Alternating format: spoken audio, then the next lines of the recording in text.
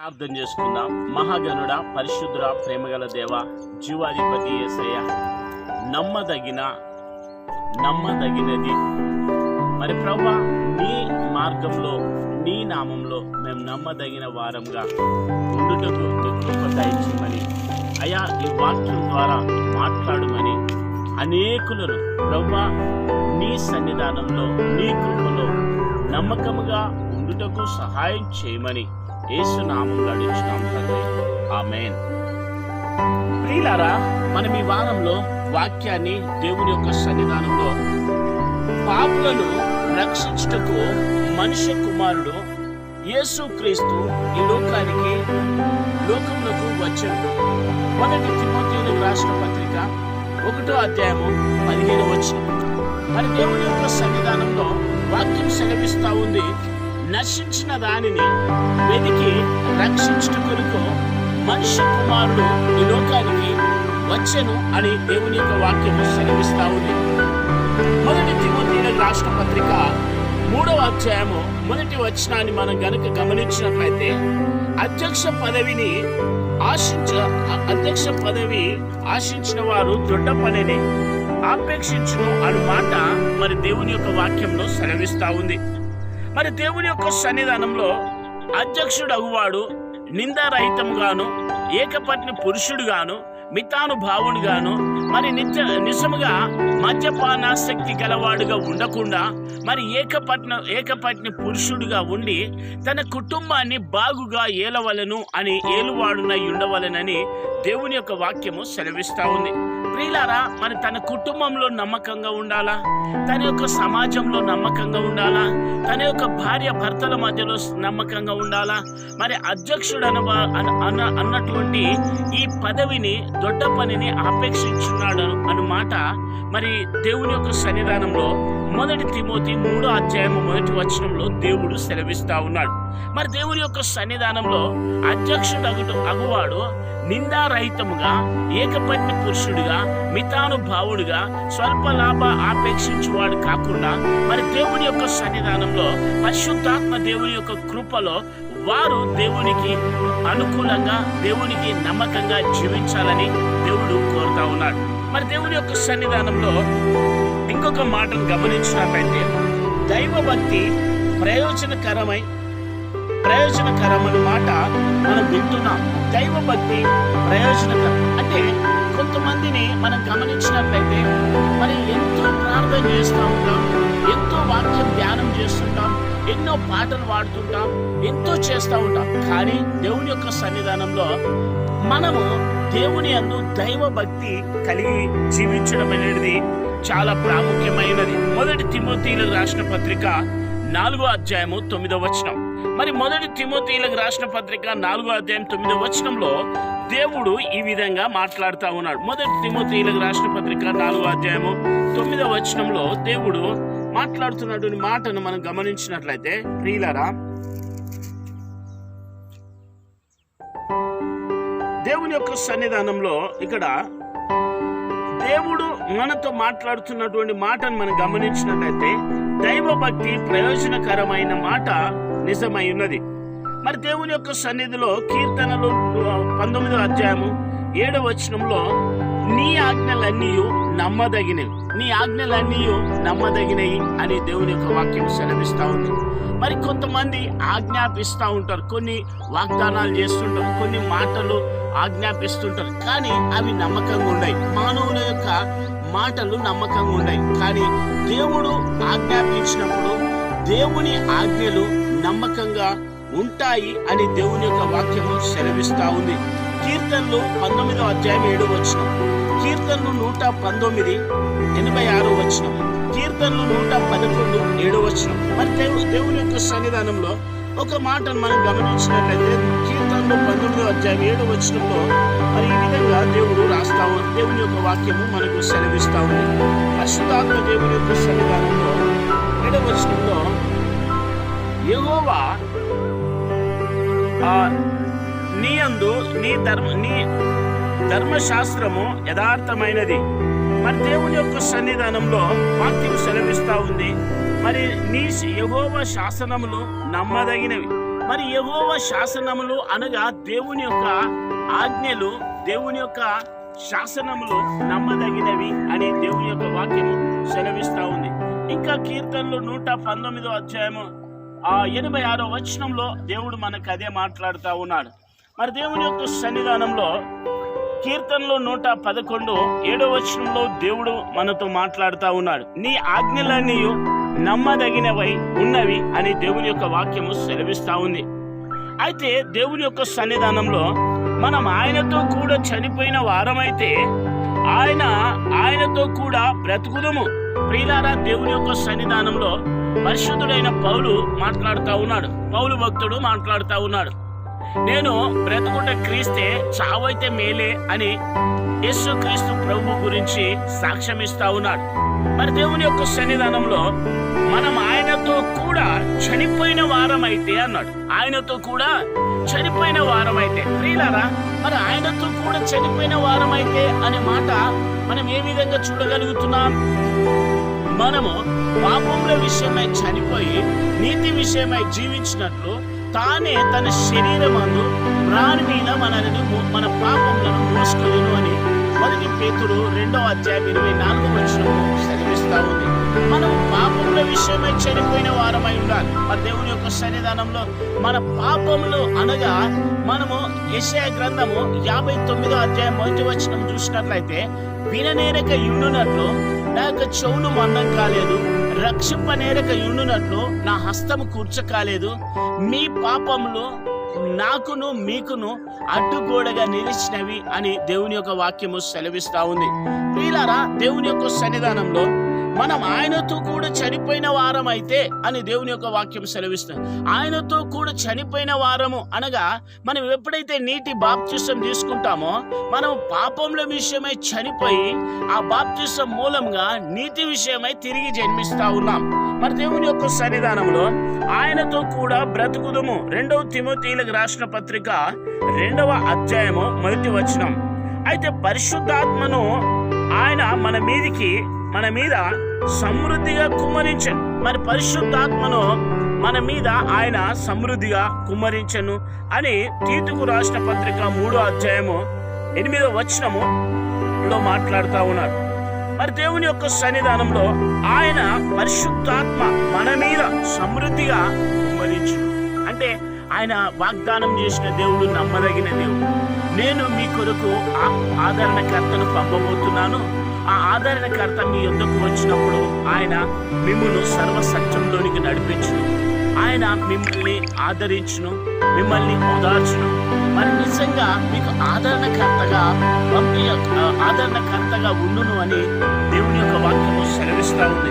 తీతుకు రాసిన పత్రిక 3వ అధ్యాయం 8వ వచనంలో. అదేవిధంగా మనం గమనించినట్లయితే పరిశుద్ధాత్మ దేవుని యొక్క సన్నిధానంలో నీవు ఎంతైనా నమ్మదగిన వాడు. యజమానుని దగ్గర దాసుడు పనిచేస్తూ ఉంటాడు. మరి యజమానుని దగ్గర దాసుడు పనిచేస్తున్నప్పుడు ఆ దాసుని పట్ల యజమానుడు కనిపెడతా ఉంటాడు, యజమానుడు గమనిస్తూ ఉంటాడు. ఒక సూపర్వైజరు ఉన్నాడంట. మరి ఆ సూపర్వైజరు ఏం చేసిండు కదంటే ఆ బిల్డర్ తోటి ఈయన కాంటాక్ట్ అయి ఉన్నాడు. ఆ బిల్డరు ఏం చేస్తున్నాడంట, మరి పెద్ద పెద్ద గొప్ప గొప్ప బిల్డింగులు కడుతూ మరి ఏం చేస్తున్నాడు, అమ్ముతా ఉన్నాడు. మంచి అమ్మి దూరదేశం వెళ్తా ఉన్నాడు. అయితే ఆయన ఇచ్చినటువంటి సాలరీతో ఈ యొక్క సూపర్వైజరు జీవిస్తా ఉన్నాడు. ఒకరోజు ఈ సూపర్వైజర్కు తన మనసులో అనిపించిందంట, నిజంగా మా బిల్డర్ గారు ఇన్ని బిల్డింగులు కడుతూ అందరికీ అవే అమ్ముతా ఉన్నాడు, కనీసం నాకు ఒక బిల్డింగ్ లేదు, మరి ఏంటి నా పరిస్థితి అని అనుకొని మనసులో అనుకున్నాడంట. అనుకున్న తర్వాత ఈ యొక్క బిల్డర్ గారికి ఒక మాట ఆయనకు కూడా ఆలోచన వచ్చిందంట. అరే, ఇన్ని సంవత్సరాల నుంచి నా దగ్గర నమ్మకంగా పనిచేస్తున్నాడు, నా దగ్గర నమ్మకంగా ఆయన కొలువు చేస్తున్నాడు, నేను చెప్పింది ప్రతిదీ శ్రద్ధతో ఆసక్తితో తింటున్నాడు అని చెప్పేసి ఒకరోజు ఆయనకు ఒక మాట చెప్తున్నాడు. అయ్యా, ప్రపంచంలో ఎవ్వరు చేయలేనటువంటి గొప్ప ఇల్లును మనం కట్టాలా, మరి ఆ గొప్ప ఇల్లును మీరు కట్టండి అని చెప్పినాడు. చెప్పినప్పుడు ఈయన మనుషులు అనుకున్నాక ఇట్లాంటి ఇల్లు ఎన్నో కడుతున్నా వీటిని అమ్మేస్తున్నావు, నువ్వు గొప్ప ఇల్లు అనుకుంటున్నావు కదా, అది ఎంత డల్లుగా కట్టేస్తా అంటే అంత డల్లుగా కట్టేస్తా అని ఈ సూపర్వైజర్ అనుకుంటున్నాడు. అయితే సిమెంటు, ఒరిజినల్ సిమెంటు, ఇన్ని రోజులు వాడిన సిమెంట్ కంటే ఇప్పుడు అద్భుతమైనటువంటి ఒరిజినల్ సిమెంటు ఆ యొక్క బిల్డింగ్కు వాడాలంటే నకిలీ సిమెంట్ తీసుకొచ్చిందంట ఎవరి సూపర్వైజర్. నెక్స్ట్ ఇంతకు ముందు తీసిన పునాది లోతు కంటే ఒక 2 ఫీట్లు ఇంకా లోతుగా తీసి మంచి దృఢంగా గట్టిగా పునాది వేయాలన్నప్పుడు ఈయన అన్నాడంట, ఇన్ని రోజులు వేసిన పునాది కంటే ఇప్పుడు ఇంకా తేలికగా వేస్తా అనుకొని పైన కట్టేసిందంట.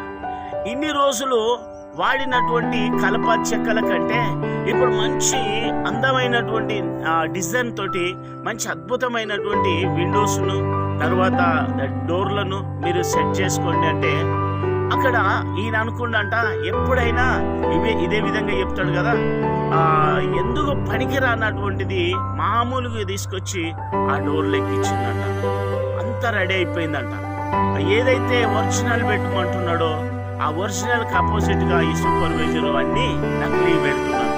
మరి నకిలీ పెట్టిన తర్వాత ఇల్లు డెడికేషన్ రోజు ఈయన అనుకున్నాడంట, అందరి ముందు చెప్తే బాగుంటుంది, అందరి ముందు ఇది గిఫ్ట్గా ఇస్తే బాగుంటుంది అని ఆలోచించి, అయ్యా మరి నాకు నిజంగా ఈయన నా పనివాడు కాదు, మంచి స్నేహితుడు, నమ్మదగిన వ్యక్తి, మరి ఎన్నో రోజుల నుంచి నాతోటి కలిసి నా కష్ట సుఖాల్లో పాల్పొందినటువంటి వ్యక్తి, అయితే ఈ తాళం చేతిలో ఈయనకే ఇస్తున్నా అని చెప్పేసి ఏం చేసిందంట, ఆ తాళం చేతులు ఇచ్చిందంట. ఎంతో బాధపడ్డాడంట. అయ్యో దీనికి నకిలీ సిమెంట్ పెట్టినా, నకిలీ ఇటుకలు పెట్టినా, నకిలీ కంకర పెట్టినా, నకిలీ అంతా డూప్లికేట్ పెట్టేసిన ఆ డూప్లికేటే నాకు వచ్చింది అని చాలా బాధపడ్డాడంట. ప్రియులారా గమనించండి, దేవుడిని దగ్గర మనం నమ్మకంగా ఉన్నప్పుడు దేవుడు తప్పకుండా మనల్ని ఆశీర్వదిస్తూ ఉంటాడు. దేవుడు తప్పకుండా మనల్ని వర్ధిల్ల చేస్తూ ఉంటాడు. విలాప వాక్యంలో 3వ అధ్యాయం 23వ వచనంలో ఈ విధంగా మాట్లాడుతూ, నువ్వు ఎంతైనా నమ్మదగిన వాడవు. అయితే దేవుని యొక్క సన్నిధానంలో ప్రియులారా ఇక్కడ దేవుడు ఏమంటుండు కదంటే, దేవుని యొక్క సన్నిధానంలో 1 కొరింథీయులకు రాసిన పత్రిక 1వ అధ్యాయం 9వ వచనంలో, మిమ్మల్ని పిలిచిన వాడు నమ్మదగిన వాడు. హల్లెలూయా. మరి తల్లి మనల్ని ఎంతగానో లాలిస్తుంది, భుజగిస్తుంది. ఆ తండ్రి కూడా చాలా ప్రేమిస్తాడు, ఆ తల్లి ప్రేమిస్తారు, అందరు ప్రేమిస్తారు. కానీ పరిశుద్ధాత్మ దేవుని యొక్క లేఖన భాగం సెలవిస్తూ ఉంది, మరి నిజంగా దేవుని యొక్క సన్నిధానంలో మనల్ని దేవుడు చూపినంత ప్రేమ, దేవుడు కనికరించిన కనికరం, దేవుడు చేసినటువంటి మేలు ప్రపంచంలో ఎవ్వరు చేయరు. అందుకే యేసు ప్రభు ఒక మాట అంటాడు, కోడి తన పిల్లలను తన రెక్కల కింద ఏ విధంగా భద్రంగా కాపాడుకుంటుందో ఆ విధంగా నేను మిమ్మల్ని కాపాడుకుంటా అంటాడు. అంతేకాకుండా దేవుడు అంటాడు, తల్లి అయిన తండ్రి అయినా నిన్ను మరచునేమో కానీ నేను నిన్ను మరువను, విడువను, ఎడబాయనని దేవుని యొక్క వాక్యం సెలవిస్తా ఉంది. అందుకే దేవుని యొక్క సన్నిధానంలో వాక్యం సెలవిస్తుంది, మిమ్మల్ని పిలిచిన వాడు నమ్మదగిన వాడు. 1 కొరింథీ 1:9. ఆయన నమ్మదగిన వాడు, నీతిమంతుడు. మరి దేవుని యొక్క సన్నిధానంలో ఆయన నమ్మదగిన వాడు, నీతిమంతుడు. కొన్నిసార్లు మరి కయీను, హేబేలు వారి మధ్యలో నమ్మకత్వాన్ని మనం చూస్తాం. మరి దేవుని యొక్క సన్నిధానంలో తన తమ్ముడైనటువంటి హేబేలును మరి కయీను చంపివేశాడు. మరి వారిద్దరి మధ్యలోనే నమ్మకం లేదు, అన్నదమ్ముల మధ్యలోనే నమ్మకం లేదు. కానీ దేవుని యొక్క సన్నిధానంలో ఆయన నమ్మదగిన వాడును, నీతిమంతుడును. 1 యోహాను 1వ అధ్యాయం 9వ వచనం ఏమంటాడంటే, నిజంగా మన పాపంలో మనము ఒప్పుకొని నేడలా దేవుడు నమ్మదగిన వాడును, నీతిమంతుడు కనుక సమస్త దుర్నీతి నుండి మన పాపములను విడిపించి మనల్ని రక్షించును అని దేవుని యొక్క వాక్యం సెలవిస్తూ ఉంది. అంతేకాదు దేవుని యొక్క సన్నిధానంలో దేవుడు నమ్మదగిన వాడు. 1 కొరింథీయులకు రాసిన పత్రిక 10వ అధ్యాయం 13వ వచనం, సాధారణంగా మనుషులకు కలుగు శోధన తప్ప మరేది మీకు సంభవింపలేదు గనుక దేవుడు నమ్మదగిన వాడు, సమస్త దుర్నీతి నుండి మనల్ని విమోచించును, సమస్త శోధనల నుండి మనల్ని దేవుడు తప్పించును అని దేవుని యొక్క వాక్యం సెలవిస్తూ ఉంది. ఇంకా దేవుని యొక్క సన్నిధానంలో ప్రభు నమ్మదగినవాడు. 1 తెస్సలోనీయులకు రాసిన పత్రిక 3వ అధ్యాయం 3వ వచనం, మిమ్మల్ని పిలిచిన వాడు నమ్మదగిన వాడును. హల్లెలూయా. మిమ్మల్ని పిలిచిన వాడు నమ్మదగిన వాడు. 2వ తెస్సలోనీయులకు రాసిన పత్రిక 5వ అధ్యాయం 24వ వచనం. మరి యొక్క వాక్యం ద్వారా మనం ఏం నేర్చుకుంటున్నాం? మరి పరిశుద్ధాత్మ దేవుని యొక్క సన్నిధిలో ఆయన మన నమ్మకత్వాన్ని చూస్తా ఉన్నాడు. మోషే దేవుని ఇల్లంతట్లో నమ్మకంగా ఉన్నాడు. దావీదును గూర్చి మనం గమనించినట్లయితే దావీదుని గూర్చి దేవుడు అంటున్నాడు, నా హృదయానుసారుడు అంటున్నాడు. అంటే మరి దేవుని హృదయాన్ని అనుసరించినటువంటి వ్యక్తి దావీదు కనబడతా ఉన్నాడు. దేవుని ఇల్లంతట్లో నమ్మకంగా ఉన్నాడు అని మోషే గురించి దేవుడు మాట్లాడుతూ ఉన్నాడు. మరి నా గురించి పరిశుద్ధాత్మ దేవుడు ఏ విధంగా సాక్ష్యం ఇవ్వగలుగుతున్నాడు? మరి ప్రియులారా గమనించండి. మరి దేవుని యొక్క సన్నిధానంలో దేవుడు చూపే ఆ ప్రేమ, దేవుడిచ్చిన రక్షణ, దేవుడిచ్చిన కాపుదల, దేవుడిచ్చిన మహిమను మనము కాపాడుకోవాలి. మరి నిజంగా దేవుని యొక్క సన్నిధానంలో ఎంతో నమ్మదగిన దేవుడు, నమ్మకమైనటువంటి దేవుడు. హల్లెలూయా. కనుక దేవుని యొక్క సన్నిధానంలో ఒక చిన్న ఆ మాటను దేవుడు చూపిస్తా ఉన్నాడు. మీరు చిన్న వాటిలో నమ్మకంగా ఉంటే దేవుడు ఎక్కువ వాటిలో మీకు ఇస్తాడు అని దేవుని యొక్క వాక్యం సెలవిస్తా ఉంది. చిన్న వాటిలో మనం నమ్మకంగా ఉండాలి. ఒకరోజు ఒక ముగ్గురికి కొన్ని తలాంతులు ఇచ్చాడు. ఆ తలాంతులు ఎలా ఉన్నాయి అంటే, ఒకరికి 1 దేనారములు, ఆయనకు 2 దేనారములు, 5 దేనారములు. మరి దేవుని యొక్క సన్నిధానంలో 1 దేనారం తీసుకున్నటువంటి వ్యక్తి 1 తలాంతు తీసుకున్నైనా మరి నిజంగా భూమిలో పాతిపెట్టాడు. 2వ తలాంతులు తీసుకున్నైనా ఒక ఆయనకి ఇచ్చిండు, దానికి మరలా 2 సంపాదించాడు. 5 తలాంతులు తీసుకున్నైనా 5 తలాంతులు ఒక ఆయనకి ఇచ్చిండు, మరి 5 సంపాదించాడు. సావుకారులు ఆయన దూరదేశం పోయి యజమానుడు నుంచి తన యొక్క వ్యక్తులను వారిని పిలిచినప్పుడు, అయ్యా మీకు ఇచ్చిన తలాంతుల విషయం ఏమైంది? మరి నిజంగా ఆ తలాంతుల విషయం లెక్క చెప్పండి అంటే, మరి 1 తలాంతు అయినా భూమిలో దాచిపెట్టిండు. అక్కడ అంటున్నాడు, సోమరివైన శతదాసుడా, ఎందుకు ఈ సోమర్తనం చేసినామని అంటున్నాడు. మరి 2 తలాంతులైనా అంటున్నాడు, అయ్యా నువ్వు ఇచ్చిన దానివల్ల నేను 2 సంపాదించాను. మరి 5 తలాంతులైనా అంటున్నాడు, నేను ఇచ్చిన దానికి 5 తలాంతులు సంపాదించినాడు. కనుక దేవుని యొక్క సన్నిధానంలో మనము దేవుని సన్నిధిలో చిన్న దాంట్లో నమ్మకం ఉంటే దేవుడు పెద్దది ఇవ్వగలుగుతూ ఉంటాడు. అందుకే నమ్మకమైన వారికి మెండుగా దీవెనలు వస్తాయని సామెతల గ్రంథంలో దేవుడు మాట్లాడుతూ ఉన్నాడు. బైబిల్ వాక్యం సెలవిస్తుంది, నమ్మకమైన రాయబారి ఔషధం వంటి వాడు అని దేవుని యొక్క వాక్యం సెలవిస్తా ఉంది. నువ్వెవరిని నమ్ముతున్నావు? దేవుని యొక్క సన్నిధానంలో నువ్వెవరికి భయపడుతున్నావు? దేవునికి మనం భయపడినప్పుడు దేవుని కాపుదల, దేవుని భద్రత, దేవుని యొక్క క్షేమం మన మీద ఉంటుంది. హల్లెలూయా. పాట పాడుకుందాం. సమయోచితమైన నీ కృపయే నన్ను దాచి కాపాడెను, నీ కృపయే దాచి కాపాడెను, నీ ప్రేమే నన్ను ఆదరించెను, నీ ప్రేమే నన్ను ఆదరించెను. చీకటి కెరటాలలో కృంగిన వేళలో, చీకటి కెరటాలలో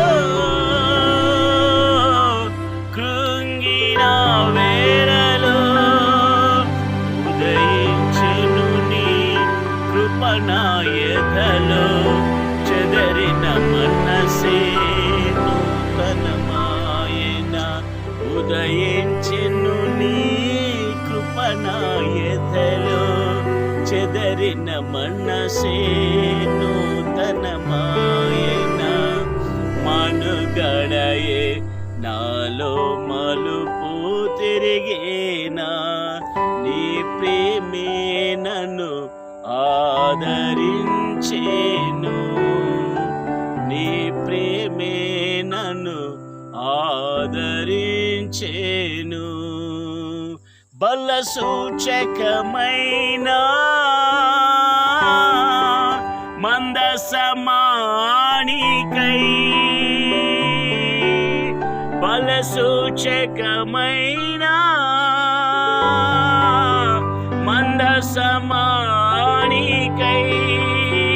సజీవయాగమై యుక్త యుక్తమైన సేవకై ఆత్మాభిషేకముతో నన్ను నింపితివా. సజీవయాగమై యుక్తమైన సేవకై ఆత్మాభిషేకముతో నన్ను నింపితివా. సంఘక్షేమమే నా ప్రాణమాయనా, సంఘక్షేమమే నా ప్రాణమాయనా. నీ ప్రేమే నన్ను ఆదరించేను, నీ ప్రేమే నన్ను ఆదరించేను. సమయోచితమైన నీ కృపయే నన్ను కాచి కాపాడిను, నీ కృపయే దాచి కాపాడిను. ప్రార్థన చేసుకుందాం. మహాగణుడా, పరిశుద్ధుడా, ప్రేమగల దేవా, అయా నీ కృప మమ్మల్ని దాచి కాపాడింది దేవా. అయా శత్రువులు వెలివేసినప్పుడు, నాన్నవారు వెలివేసినప్పుడు అయా నీ కృప మమ్మల్ని ఆదుకున్నది దేవా. అయా నీ ప్రేమ నన్ను ఆదరించింది, నీ కృప మమ్మల్ని కాపాడింది దేవా. యేసయ్యా నీకు వందనాలు, స్తోత్రాలు, స్తుతులు చెల్లిస్తున్నాను. మీ ఆరోగ్యంను దయచేయండి దేవా, మీ శాంతిని సమాధానం దయచేయమని కోర్చు, నీ కృపలో బలపరిచి స్థిరపరచమని కోర్చు. యేసు నామములో అడుగుచున్నాం తండ్రి, ఆమేన్. మన తండ్రి అయిన దేవుని యొక్క ప్రేమ, పరిశుద్ధాత్మ యొక్క కృప, యేసు క్రీస్తు యొక్క అన్యోన్య సహవాసం ఇప్పుడు ఎల్లప్పుడు సదాకాలం సకల దీవెనలతో మెండుగా మనందరికీ సదాకాలం తోడై ఉండునుగాక. ఆమేన్.